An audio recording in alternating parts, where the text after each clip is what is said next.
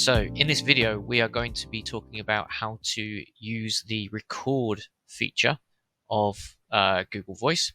So when you place a call or receive a call, you may want to record that particular interaction for many different reasons, quality, training purposes, etc. and so forth, legal. It is important to note that if you are recording any calls, you must let participants know that you are recording them.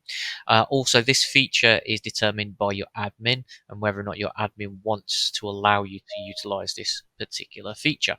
So I'm just going to go ahead and make a call. So just bear with me 1 second. So let's make a call to a robot, because robots don't care too much about being recorded. Sorry about all the pings in the background there. So let's make a call now.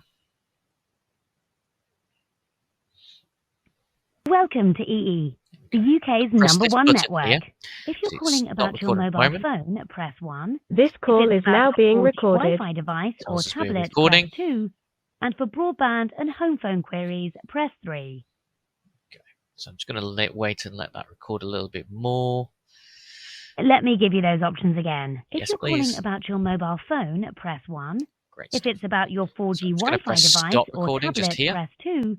Call recording ended. And home phone queries, call press recording 3. has ended, so I'm just going to put the phone down now. Fantastic. So our call has ended. So you could see that when I initiated the call was on, but when I started recording, it told me and the participant that it was recording, and when they stopped recording, it told the participant when the recording has stopped as well. Now, once you've recorded, where do they go?